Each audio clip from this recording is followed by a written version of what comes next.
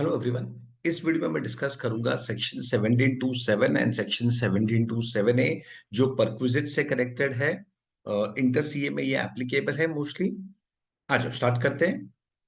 As per section 1727 अगर employ के fund में एम्प्लॉय के रिकग्नाइज्ड प्रोविडेंट फंड या एम्प्लॉय के न्यू पेंशन स्कीम या एम्प्लॉय के अप्रूव्ड सुपर एन्युएशन फंड में 7,50,000 के ऊपर कंट्रीब्यूट करता है तो जो 7,50,000 के ऊपर का contribution that is taxable. For example, अगर मैं एम्प्लॉय हूं और मेरे एम्प्लॉयर ने मेरे recognised provident fund, new pension scheme और अप्रूव्ड सुपरएनुएशन फंड, इन तीनों में मिला के 9 लाख रुपीज इन्वेस्ट किया है, कंट्रीब्यूट किया है, तो 7,50,000 के ऊपर का जो हिस्सा है दैट इज 1,50,000, वो टैक्सेबल हो जाएगा। I hope basic provision okay. मैं रिपीट करता हूं, एम्प्लॉयर अगर एम्प्लॉय के ये तीनों फंड में, recognised provident fund, new pension scheme और अप्रूव्ड सुपरएनुएशन फंड में 7,50,000 के ऊपर कंट्रीब्यूट करेगा, तो जो ऊपर का हिस्सा है, any contribution in excess of 7,50,000 will be taxable to employ. Employ के लिए वो टैक्सेबल हो जाएगा। This is as per section 1727। And as per section 1727 है, वो जो ऊपर का हिस्सा है 7,50,000 के एक्सेस जो है वो तो टैक्सेबल हो गई 1727 में, पर उस कंट्रीब्यूशन पे जो इंटरेस्ट मिलेगा वो भी टैक्सेबल हो जाएगा under section 1727A।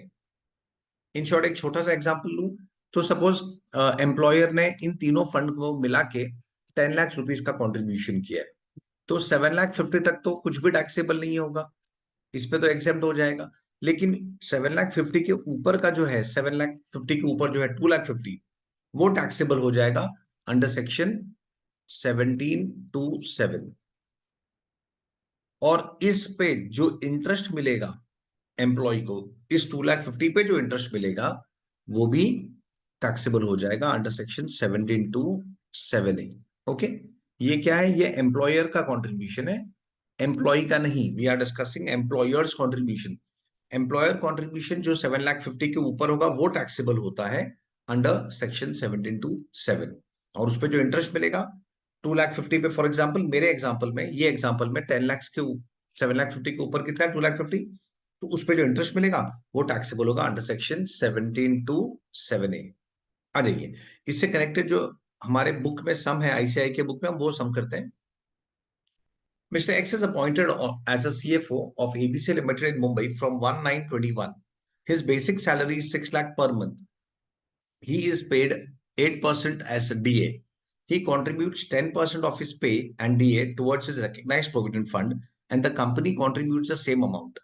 The accumulated balance in recognized provident fund on 1/4/22, on 31/3/23, and on 31/3/24 is 981, 137, 27 lakh something, and 46 lakh something respectively. Okay.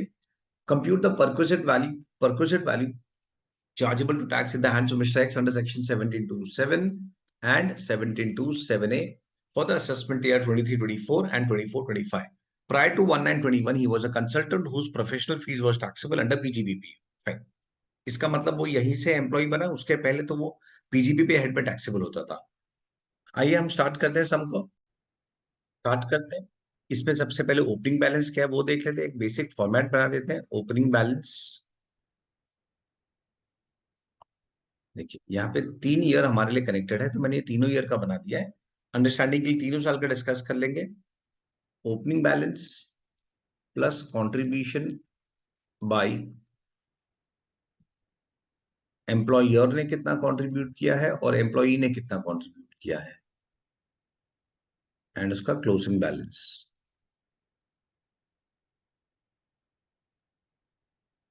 इस तरीके से कुछ जाएंगे, आगे देखते हैं।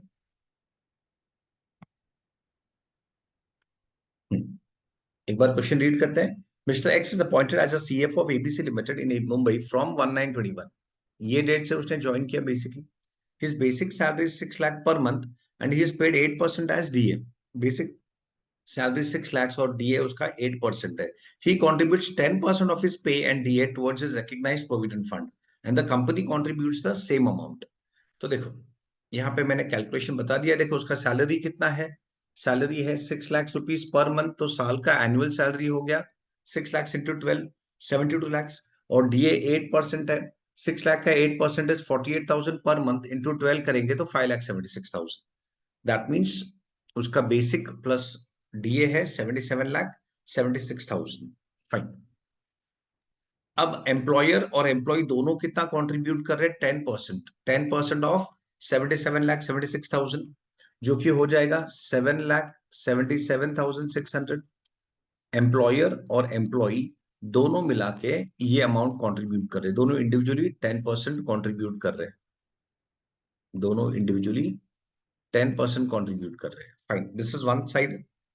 अब फर्स्ट ईयर में तो ये कंट्रीब्यूशन इतना नहीं होगा, क्योंकि इसने ज्वाइन कब किया है? देखो, ये जो ईयर है 21-22 प्रीवियस ईयर, उसने 1 सितंबर में ज्वाइन किया, तो सितंबर से काउंट करो तो कितना मंथ्स हुआ? सितंबर से मार्च 7 मंथ्स हुआ, तो ये हमें 7 मंथ्स के लिए करना पड़ेगा। तो बेसिक सैलरी 6 लाख, तो 6 लाख इंटू 7 मंथ्स का करेंगे तो ये तो 12 मंथ्स के लिए था। अगर 7 मंथ्स के लिए करेंगे तो बेसिक सैलरी 42 lakhs, और डीए 8% है तो 3,36,000, तो ये हो गया 45,36,000। तो इसका 10%, ओके, इसका 10%, तो 4,53,600, 4,53,600। ओके, ये हो गया हमारा कंट्रीब्यूशन, एम्प्लॉयर का कंट्रीब्यूशन और एम्प्लॉय का कंट्रीब्यूशन दोनों। आई होप एटलीस्ट ये पार्ट सबको ओके है। अब आगे देखते हैं। यहाँ पे तो ओपनिंग बैलेंस नील होगा क्योंकि ये फर्स्ट ईयर है, और the accumulated balance in the recognized provident fund as on 1/4/22, 31/3/23 and 31/3/24 is 981,137। First year का है 981,137, इसका क्लोजिंग बैलेंस। सेकेंड ईयर का 27,43,000, 27,43,048 रुपीज, और थर्ड ईयर का है 46,48,555। ओके, ये 3 इयर्स का बैलेंस है उसके फंड में है, ये 3 साल का टोटल है। ये रिकग्नाइज्ड प्रोविडेंट फंड इसमें एक ही दिया है, एनपीएस और अप्रूव्ड सुपरएनुएशन फंड नहीं है, तो फाइन, तो will be focusing on provident, recognised provident fund पे। चलो, ये बैलेंस दिया गया है। ये जो क्लोजिंग बैलेंस है इसके लिए ऑब्वियसली ओपनिंग बैलेंस बनेगा। ओके, ये क्लोजिंग इसके लिए ओपनिंग। सिमिलरली 27,43,048 रुपीज, ये जो क्लोजिंग है वो इसके लिए ओपनिंग बनेगा। टोटलिंग करते हैं, फर्स्ट ईयर से आते हैं, 453,600 प्लस 453,600, तो ये टोटल हो गया 907,200। वेराज क्लोजिंग बैलेंस तो है 981,137। तो ये जो एक्स्ट्रा आया है ये रिटर्न है, ये रिटर्न है, कुछ रिटर्न भी तो मिलेगा ना फंड पे, इंटरेस्ट, बेसिकली इंटरेस्ट। 73,937 का इंटरेस्ट मिला है first year. Second year 981,137 plus 777,600 plus 777,600, ये टोटल हो रहा है 25,36,337, और क्लोजिंग बैलेंस है 27,40,000, 43,000, सॉरी, 27,43,048। तो रिटर्न है 206,711। Similarly third year 27,43,048 plus 777,600 plus 777,600, ये टोटल हो रहा है 42,98,248 माइनस 46,48,555। तो ये बैलेंसिंग आया रिटर्न। ओके, ये बैलेंसिंग रिटर्न है। चलो, आई होप फर्स्ट ये स्टेटमेंट तो सबको डेफिनेटली समझा होगा, इसमें ज्यादा कुछ कॉम्प्लिकेशंस भी नहीं है, बस ओपनिंग बैलेंस लिया, उसमें एम्प्लॉयर और एम्प्लॉय का कंट्रीब्यूशन ऐड किया, और जो टोटल आया उससे हमने रिटर्न फाइंड कर लिया बैलेंसिंग करके, क्लोजिंग बैलेंस क्वेश्चन में दिया था। फाइन, तो रिटर्न पार्ट मिल गया है। अब देखिए, हमने क्या प्रोविजन डिस्कस किया था कि employers contribution which is in excess of 7,50,000 is taxable. First year में तो एम्प्लॉयर का कंट्रीब्यूशन सिर्फ 4,53,000 है, तो फर्स्ट ईयर में in the previous year 21-22 nothing is taxable, तो चलो हम वो ईयर को इग्नोर कर देंगे। ना एम्प्लॉयर का कंट्रीब्यूशन टैक्सेबल है अंडर सेक्शन 1727, और ना ही उस पर इंटरेस्ट टैक्सेबल है। फाइन, अब हम आगे जाते हैं। सेकेंड ईयर में डेफिनेटली टैक्सेबल है। देखो, एम्प्लॉयर ने कितना कॉन्ट्रीब्यूट किया है प्रीवियस ईयर 22-23 में, एम्प्लॉयर ने कंट्रीब्यूट किया 7,77,600 और up to 7,50,000 it is exempt, उसके ऊपर टैक्सेबल हो जाएगा परक्विजिट 1727 सेक्शन में। तो जो 7,77,600 है माइनस 7,50,000 जो एक्सेस है वो टैक्सेबल हो जाएगा, ठीक है। और उस पे जो इंटरेस्ट मिलेगा वो भी तो टैक्सेबल होगा। तो देखो यहां पे मैं वर्किंग करता हूं, प्रीवियस ईयर 21-22, असेसमेंट ईयर 22-23, हम पहले आते हैं 21-22 में। Nothing is taxable, nothing is taxable under section 1727 and 7A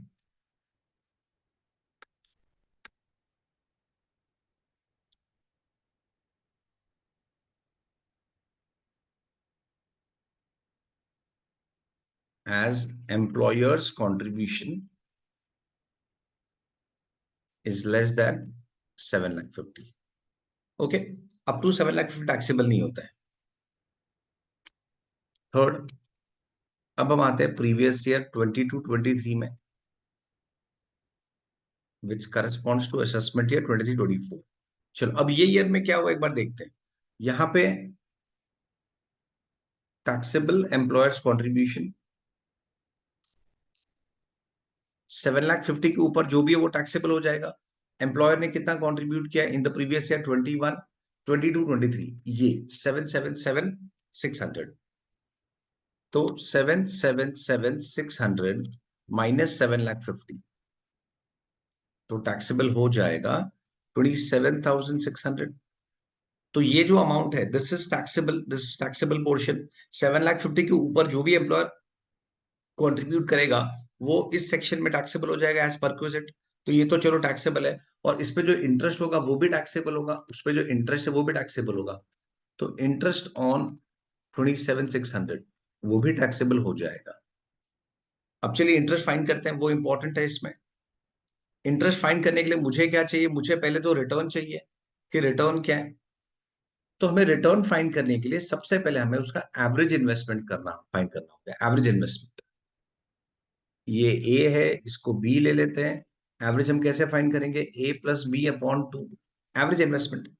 मैं फर्स्ट ईयर के लिए नहीं कर रहा हूं कैलकुलेट, क्योंकि वो ईयर के लिए एप्लीकेबल नहीं है। क्यों एप्लीकेबल नहीं है, क्योंकि वो ईयर में नथिंग इज टैक्सेबल, तो उसको हम इग्नोर करेंगे। सेकंड ईयर पे आते हैं, 981137 opening balance plus 27,43,048 divide by 2, तो ये हो गया 18,62,092.5, तो 93 ले लेते हैं average. Same way next year 27,43,048 plus 46,48,555 divide by 2, तो एवरेज इन्वेस्टमेंट हो गया 36,95,801.5, तो 802 ले लेते हैं। अब हम रिटर्न फाइंड करेंगे, रिटर्न फाइंड करेंगे या इंटरेस्ट, जो रिटर्न है जो इंटरेस्ट है, इंटरेस्ट का हम परसेंटेज फाइंड करेंगे। तो वो हो जाएगा interest upon average investment into 100, interest upon average investment. तो ये जो हमारा रिटर्न था 206,711 डिवाइड बाई 18,62,093 जो एवरेज इन्वेस्टमेंट है, तो रिटर्न का परसेंटेज आया 11.10%। नेक्स्ट ईयर 350,307 डिवाइड बाई 36,95,802, तो ये आ गया 9.47848%। ये हो गया हमारा इंटरेस्ट का परसेंट। देखिए इसमें important thing that you have to understand is, interest जो मिलेगा, इंटरेस्ट जो कैलकुलेट करना है वो एवरेज इन्वेस्टमेंट पे करना है, ओपनिंग पे नहीं, क्लोजिंग पे नहीं। रीजन, रीजन की एम्प्लॉयर एवरी मंथ कंट्रीब्यूट कर रहा है ना। इज इट कि एम्प्लॉयर खाली फर्स्ट डे कंट्रीब्यूट कर रहा है, नहीं, एम्प्लॉयर एवरी मंथ कंट्रीब्यूट कर रहा है। तो उसका अमाउंट, इन्वेस्टमेंट का जो अमाउंट है वो एवरी ईयर, वो एवरी एवरी मंथ बढ़ते जाएगा, एवरी मंथ बढ़ते जाएगा। तो हमें जो रिटर्न है, हमारा जो इंटरेस्ट होगा, वो हमें एवरेज बैलेंस पे कैलकुलेट करना है। रीजन मैंने बताया, रीजन क्या है, क्योंकि एम्प्लॉयर एवरी मंथ कंट्रीब्यूट कर रहा है, इसीलिए हम ओपनिंग बैलेंस पे नहीं कर सकते या हम क्लोजिंग बैलेंस पे नहीं कर सकते। हमें इंटरेस्ट का रेट कैलकुलेट करना होगा ऑन एवरेज इन्वेस्टमेंट, क्योंकि it is increasing through out the year, it is increasing through out the year, इसलिए हमें एवरेज इन्वेस्टमेंट पे करना है। और जो हमें जो जो सेक्शन ने हमें गाइडलाइंस भी दिया है कि इस तरीके से करना है। तो चलो हमें इंटरेस्ट निकालना है ऑन द एवरेज इन्वेस्टमेंट। तो 11.10 फर्स्ट ईयर का आ गया, चलो कैलकुलेट करते हैं। तो interest on 27,600, 27,600 into 11.10%। But then be careful, इसे हमें हाफ करना होगा 6 मंथ्स बेसिकली, हाफ अमाउंट पे। जैसे हमने जो हमने कैलकुलेशन किया, हमने एवरेज इन्वेस्टमेंट पे किया है ना, तो वो भी तो यहाँ पे जब हम इंटरेस्ट कैलकुलेट करेंगे तो वो भी हमारे एवरेज इन्वेस्टमेंट पे ही होगा। 27,600 इंटू 11.1% डिवाइड बाई 2, 1532। तो ये हो गया हमारा टैक्सेबल अमाउंट। अगर हम तो इन दोनों को ऐड कर देंगे, this is taxable under section, ये जो अमाउंट है सेक्शन 17(2)(7) में टैक्सेबल हो गया, और ये जो इंटरेस्ट है वो सेक्शन 17(2)(7)(a) में टैक्सेबल हो जाएगा। आई होप दिस इज ओके। इसमें इंपॉर्टेंट पॉइंट क्या था कि ये हाफ लेना है। क्यों हाफ लेना है? क्योंकि ये 27,600 कोई 1 अप्रैल या अप्रैल मंथ का कंट्रीब्यूशन नहीं है, वो थ्रू आउट द ईयर का कंट्रीब्यूशन है। और जब through out the year employer every month कुछ थोड़ा थोड़ा अमाउंट कैलकुलेट इन्वेस्ट करेगा, तो हमें रिटर्न जो लेना है वो एवरेज पे लेना है, क्योंकि ये इंटरेस्ट भी तो एवरेज पे किया गया था, ये भी तो एवरेज पे किया गया था। इसीलिए यहाँ पे भी हमें एवरेज लेना है, यानी हाफ लेना है, half. Okay, fine, I hope this is okay. हर जगह पे हाफ कैलकुलेट किया जाएगा करंट ईयर में। फाइन, तो दिस ईयर इज ओवर। अब हम नेक्स्ट ईयर पे आते हैं। अब previous year 23-24, assessment year 24-25, same logic same pattern. सबसे पहले एम्प्लॉयर का टैक्सेबल कॉन्ट्रीब्यूशन कितना होगा? Taxable employers contribution same amount होगा। There is no change in salary, तो कॉन्ट्रीब्यूशन भी सेम ही है। तो 27,600 ये हो गया टैक्सेबल अंडर सेक्शन 17(2)(7). अब हम इंटरेस्ट पे आते हैं। अब हम इंटरेस्ट पे आएंगे, तो इंटरेस्ट ऑन 27,600 जो कि प्रीवियस ईयर 23-24 का है, तो 27,600 पे कितना इंटरेस्ट मिला है करंट ईयर? 9.48%, तो वो टैक्सेबल हो जाएगा। 9.48% into 6/12, don't forget, into 6/12, I mean half कर लेता हूँ बेटर है, 6/12 नहीं, हाफ ईयर इंटू हाफ, तो वो हो गया 27,600 into 9.48% divide by 2, that is 1308।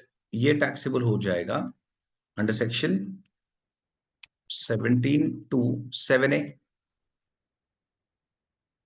I hope यहां तक ओके है।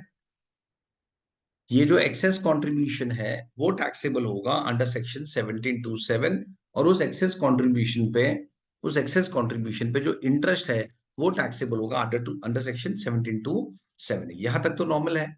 Okay, fine. अब हमें क्या करना है? अब लास्ट ईयर जो कंट्रीब्यूट किया था एम्प्लॉयर ने, ये एक्स्ट्रा जो कंट्रीब्यूट किया था, उस एक्सेस कंट्रीब्यूशन पे भी तो करंट ईयर इंटरेस्ट मिलेगा, उस एक्सेस कंट्रीब्यूशन पे भी करंट ईयर इंटरेस्ट मिलेगा। तो वो भी, उसका जो इंटरेस्ट है, even that will be taxable, उस पे जो है even that will be taxable, तो वो भी आएगा। तो देखो, इंटरेस्ट ऑन, इसको मैं ऐड कर देता हूं, 27,600 प्लस 1532, 29,132, ये जो अमाउंट है इंटरेस्ट ऑन 29,132 जो कि प्रीवियस ईयर 22-23 से आया है, उस पे जो इंटरेस्ट है इवन दैट इज टैक्सेबल। देखो लॉजिकली समझो, लास्ट ईयर जो मिला था ये एक्सेस अमाउंट और उस पे इंटरेस्ट, वो तो टैक्सेबल है ही, वो तो हमने कर दिया लास्ट ईयर टैक्सेबल। पर वो जो एक्सेस अमाउंट है उस पे और इंटरेस्ट पे, दोनों पे करंट ईयर दैट इज 23-24 में भी तो इंटरेस्ट मिलेगा, तो वो भी टैक्सेबल करना है, सिंपल। तो 29,132 पे, 29,132 पे 9.48% इंटरेस्ट मिला होगा, तो इवन वो भी टैक्सेबल है। पर क्या यहाँ पे हमें हाफ करना है मल्टीप्लाई? बिल्कुल नहीं। ध्यान रखना, यहाँ पे हमें इंटू हाफ, यहाँ पे हमें इंटू हाफ नहीं करना है। रीजन, क्या ये करंट ईयर का कंट्रीब्यूशन है? नहीं, ये तो प्रीवियस ईयर का कंट्रीब्यूशन है। तो वो तो प्रीवियस ईयर का है, तो करंट ईयर तो पूरे साल था ना, इसीलिए वो पूरा अमाउंट आएगा। आई hope this logic is okay. 2761.7, 2762. Even this is taxable under section 1727A. I hope this is okay. ये क्लियर हुआ? इन शॉर्ट, जो एम्प्लॉयर का करंट ईयर का कंट्रीब्यूशन होगा उस पे हम हाफ अप्लाई करेंगे। क्यों करेंगे? क्योंकि करंट ईयर का कंट्रीब्यूशन कोई डे वन में नहीं किया जाएगा, वो थ्रू आउट द ईयर होगा, इसीलिए उस पे अप्लाई करना है हाफ, क्योंकि वो अप्रैल से लेके मार्च तक थ्रू आउट होगा। लेकिन जो लास्ट ईयर का कंट्रीब्यूशन था, लास्ट ईयर का इंटरेस्ट था, उस कंट्रीब्यूशन और उस इंटरेस्ट पे सेकेंड ईयर सब्सिक्वेंट ईयर में जब इंटरेस्ट मिलेगा तो वो वहां पे हाफ नहीं किया जाएगा, क्योंकि वो तो पूरे स्टार्टिंग से है। चलो, सम इज ओवर। मैं एक बार फटाफट रिकैप करा देता हूं, फटाफट देखिए। आई होप ये टेबल सबको समझा होगा। इसमें इंपॉर्टेंट पार्ट क्या था? इसमें इंपॉर्टेंट पार्ट था हमें जो इंटरेस्ट कैलकुलेट करना है वो that should be on the average investment, that should be on average investment. इसीलिए हमने ओपनिंग और क्लोजिंग का पहले एवरेज निकाला और उस एवरेज पे हमने इंटरेस्ट कैलकुलेट किया, उस एवरेज पे हमने इंटरेस्ट कैलकुलेट किया जो कि 11.10 एंड 9.48% आया है। फाइन। अब हमने क्या देखा कि भाई फर्स्ट ईयर में तो प्रीवियस ईयर 21-22 जो था फर्स्ट ईयर, उसमें तो एम्प्लॉयर का कंट्रीब्यूशन 7,50,000 के अंदर है, इट इज नॉट बियॉन्ड 7,50,000, तो नथिंग वाज टैक्सेबल। तो हमने first previous year which is 21-22 उसे इग्नोर किया। Second previous year which is 22-23 उस पे आते हैं। तो 22-23 प्रीवियस ईयर में, 22-23 प्रीवियस ईयर में एम्प्लॉयर का कॉन्ट्रीब्यूशन है 7,777,600। ओके, तो इस 7,777,600 अप टू 7,50,000 तो नथिंग इज टैक्सेबल। उसके ऊपर जो है 27,600 वो टैक्सेबल है, तो वो हमने यहाँ पे ले लिया 27,600। ओके, वो टैक्सेबल है। और उस अमाउंट पे, और हाँ, और 27,600 जो अमाउंट है उस पे जो इंटरेस्ट मिलेगा इवन दैट इज टैक्सेबल। इसीलिए 27,600 इंटू रेट ऑफ इंटरेस्ट। लेकिन याद से ध्यान रखना, you have to multiply it with, you have to multiply it with half. हमें हाफ से मल्टीप्लाई करना है। क्यों मल्टीप्लाई करना है? क्योंकि वो कोई डे वन का कंट्रीब्यूशन नहीं है ना, वो तो पूरे साल कंट्रीब्यूट किया गया, इसीलिए हमें हाफ से मल्टीप्लाई करना है। ये इंपॉर्टेंट ध्यान रखना। फाइन। फिर हम नेक्स्ट ईयर आते हैं। नेक्स्ट ईयर भी सेम हुआ है क्या? एम्प्लॉयर का कंट्रीब्यूशन है 7,777,600। तो what is excess in excess of 7,50,000? 27,600। चलो, तो वो टैक्सेबल हो गया अंडर सेक्शन 1727। फिर उस 27,600 पे, उस 27,600 पे 9.48% इंटू हाफ नहीं भूलना है। क्यों? क्योंकि again 27,600 is current years contribution. जो भी करंट ईयर का कंट्रीब्यूशन होगा वो डे वन पे तो होगा नहीं, वो थ्रू आउट द ईयर होगा, थ्रू आउट द ईयर होगा, एवरी मंथ होगा। इसीलिए हम हाफ लेते हैं, हाफ ऑन एवरेज। तो वो मिल गया 1308। अब पिछले साल का जो इंटरेस्ट था और पिछले साल का जो एक्सेस कंट्रीब्यूशन था, दोनों मिला के 29,132 था। उस 29,132 पे भी तो इंटरेस्ट मिला होगा। इन शॉर्ट, पिछले साल का जो एक्सेस कंट्रीब्यूशन और इंटरेस्ट है उस पे भी इंटरेस्ट मिला होगा, तो इवन दैट इज टैक्सेबल। तो इसीलिए हम दिस इंटू 9.48%। और इंपॉर्टेंट पॉइंट है, इसमें हमें इंटू हाफ नहीं करना है। क्यों नहीं करना है इंटू हाफ? क्योंकि ये तो लास्ट ईयर का है, तो this was there throughout the year. ये कोई करंट ईयर का कंट्रीब्यूशन नहीं है, ये पिछले साल का कंट्रीब्यूशन है, तो ये थ्रू आउट द ईयर है। तो इस पे पूरे साल का इंटरेस्ट मिला होगा, इसीलिए टैक्सेबल भी पूरे साल का है। I hope you all have understood this illustration, this ये कॉन्सेप्ट 1727 और 1727 है। इन शॉर्ट 1727 क्या बोलता है कि बियॉन्ड 7,50,000 जो भी पैसे कंट्रीब्यूट करेगा एम्प्लॉयर एम्प्लॉय के फंड में, that is taxable under section 727 इन तीनों फंड में। और इन तीनों फंड में, और उस पे जो इंटरेस्ट मिलेगा वो भी टैक्सेबल होगा। और ये फिर एक बार टैक्सेबल हो गया तो एवरी ईयर सब्सिक्वेंटली फिर वो टैक्सेबल, उस इंटरेस्ट पे जो इंटरेस्ट मिलेगा वो भी टैक्सेबल होगा, और उस एक्सेस कंट्रीब्यूशन पे जो इंटरेस्ट मिलेगा वो भी टैक्सेबल होगा। ये एवरी ईयर होगा। आई होप ये समझा है। ओके, चलो, with this I stop the video.